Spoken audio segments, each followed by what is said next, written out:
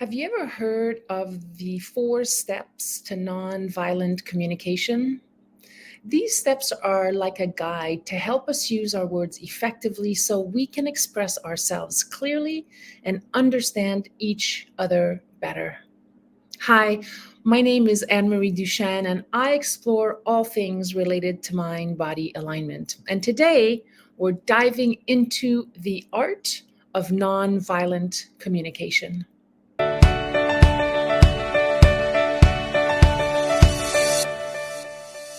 So imagine this, you're having a conversation and you really want to connect with the other person.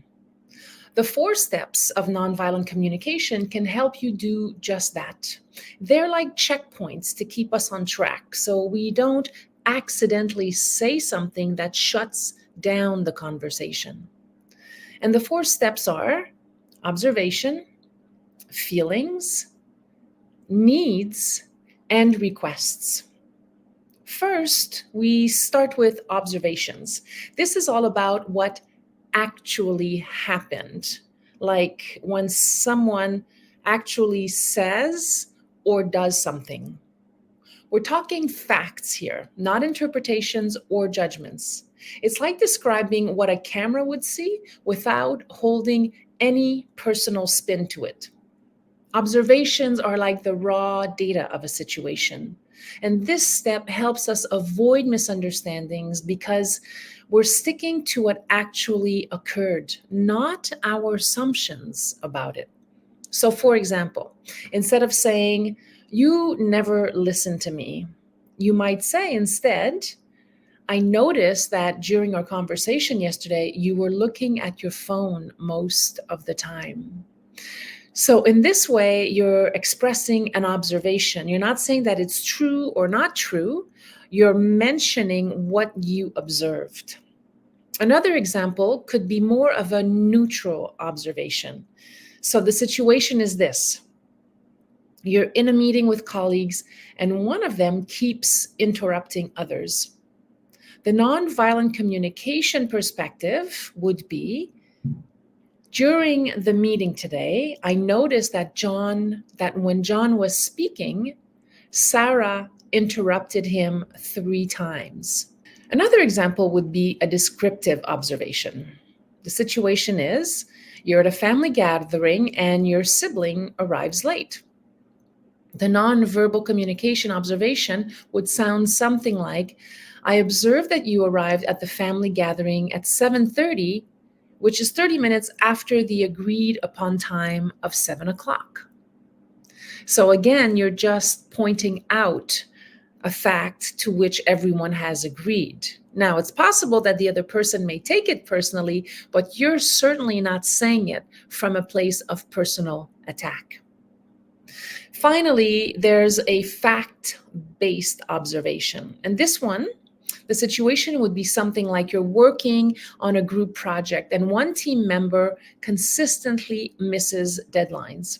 The non-violent communication would sound like, I've noticed that for the past 2 weeks, you haven't submitted your part of the project by the agreed upon deadline of Friday at 12 noon.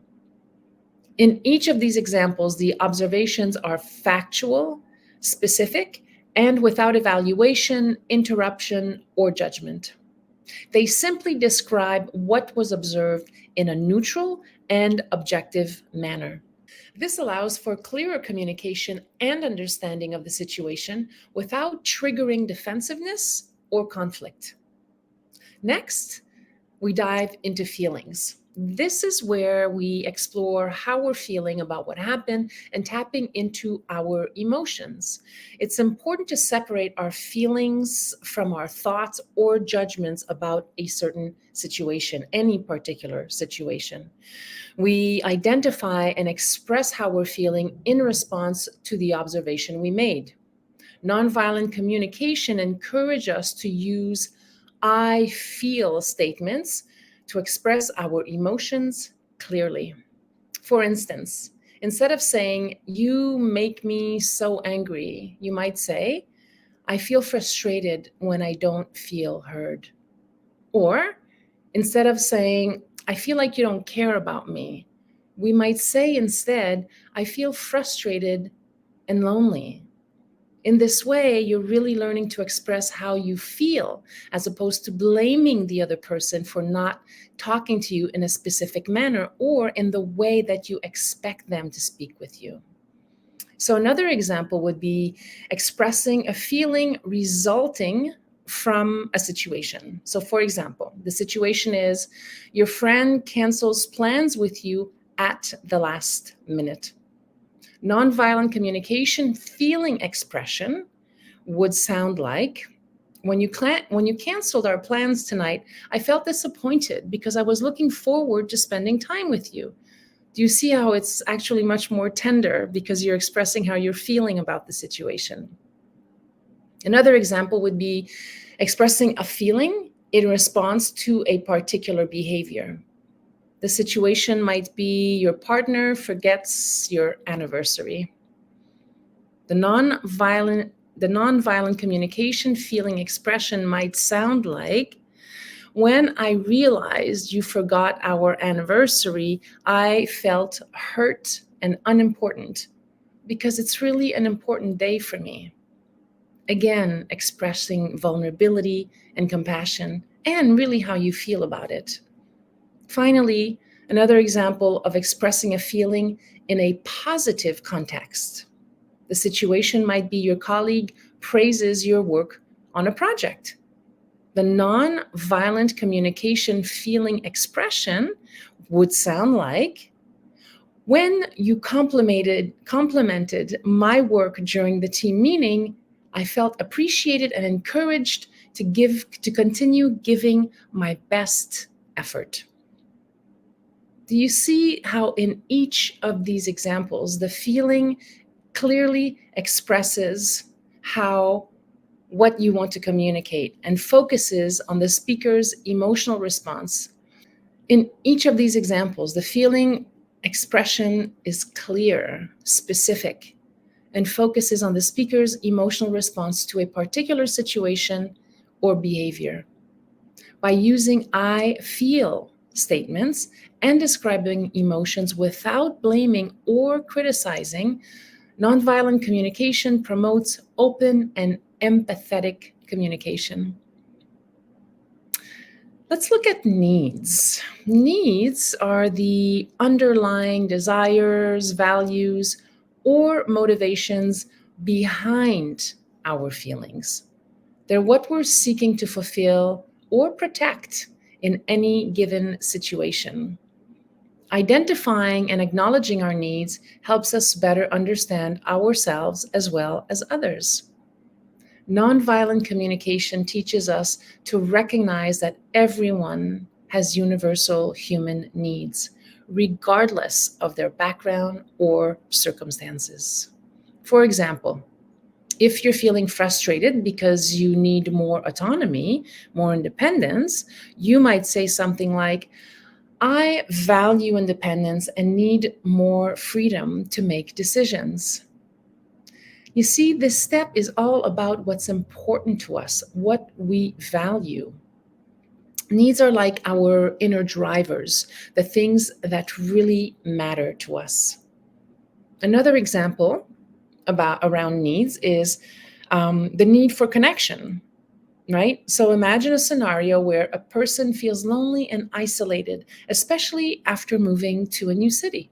In this case, their need for connection is like an inner driver, urging them to seek out opportunities to socialize, build friendships, and foster meaningful relationships.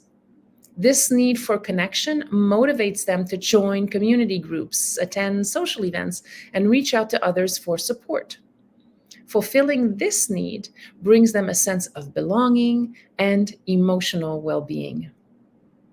Another example around needs is the need for growth. So consider an individual who's feeling unfulfilled in their current job because they lack opportunities for learning and advancement. Their need for growth is like an inner driver, pushing them to seek out challenges, acquire new skills, and pursue personal development opportunities.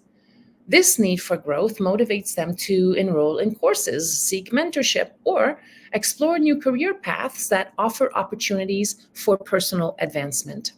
Fulfilling this need satisfies their desire for self improvement and intellectual stimulation.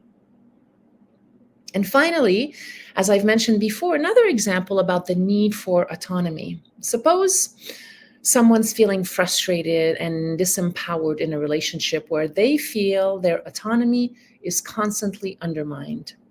Their need for autonomy is like an inner driver, compelling them to assert their independence, make their own decisions, and have control over their life choices. This need for autonomy motivates them to set boundaries, set important boundaries, communicate their needs assertively, and seek relationships that respect their individuality. Fulfilling this need restores their sense of agency and personal freedom. In each of these examples, needs serve as our inner drivers, guiding our behavior and influencing our choices as we strive to meet them in order to experience fulfillment and well-being in our lives. And then finally, we have requests. Requests. This is where we make clear what we want or need from others instead of expecting them to figure it out on their own. Be honest here. How many times might you have encountered this in your relationships? Like you expected the other person to magically know what your needs were. Well, what we're learning today is that needs, requests, by the way, is like asking for what we need in a way that's respectful and doable. Requests are about making clear, actionable statements about what we want or need from others to meet our needs. It's important to frame requests positively and specifically, avoiding demands or vague language. So specificity is key here. When making a request, we're inviting others to contribute to our well-being without imposing our will on them. So for instance, instead of saying, "Stop interrupting me," you might say, "Could you please let me finish speaking before responding?" So now you're making a very clear, specific request. And of course, your tone matters here. So we want to make sure that our tone is neutral and actually, if possible, even kind. You'll get a lot more from your requests if you have a kind and neutral tone. Another example of requests is requesting for support. So here's the situation. You're feeling overwhelmed with work and responsibilities at home, and you need some assistance from your partner. The nonviolent communication way to make a request in this situation might sound like, "Hey, I've been feeling really stressed out lately with all the tasks I have to juggle. Would you be willing to help me with the dishes tonight after dinner? Having your support would mean a lot to me and would lighten my load."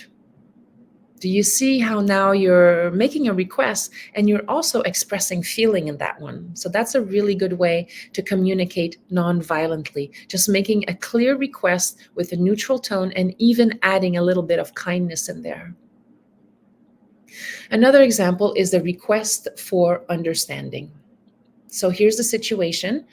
You've had a disagreement with a friend and you want to clarify your perspective to prevent further misunderstandings. How many of you have been in that situation?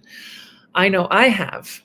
So the nonviolent communication approach could sound something like, "I noticed we had different views on this particular topic, and I want to make sure we understand each other.